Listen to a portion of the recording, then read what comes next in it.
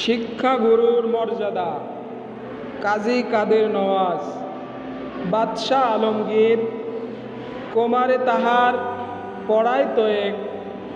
মৌলভী দিল্লির একদা প্রভাতে গিয়া দেখেন বাদশাহ শাহাদাদা এক পাত্র হস্তে নিয়া ঢালিতেছে বাড়ি গুরুর চরণে।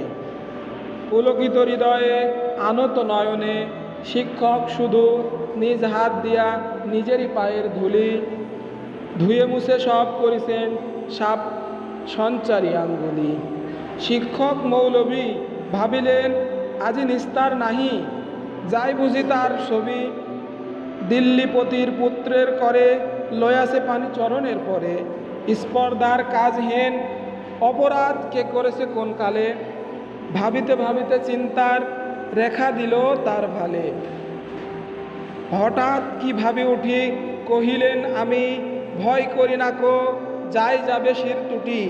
শিক্ষক আমি শ্রেষ্ঠ সবার, দিল্লির প্রতি সে তো কোন ছাড়। ভয় করি না কো ধারি না কো ধার, মনে আছে মোর বল। বাদশাহ শুধালে শাস্ত্রের কথা শোনাব অনার্গল। যাই যাবে প্রাণ তাহে, প্রাণের চেয়ে মান বড়, আমি শোনাবো শাহানশাহে। তারপর দিন প্রাতে বাদশাহর দূত শিক্ষককে ডেকে নিয়ে গেল কেল্লাতে।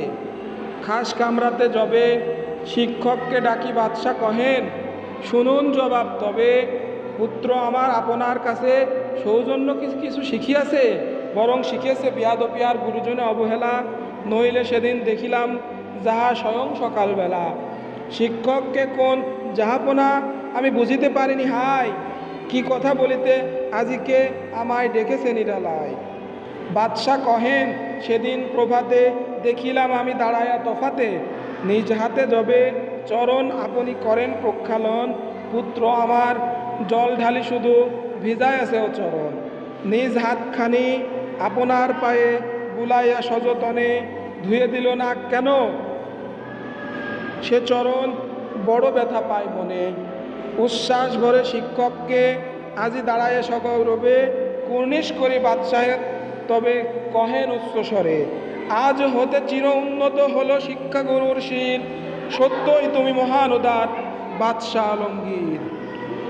ভালো লাগলে অবশ্যই পাশে থাকবেন ইনশাল্লাহ।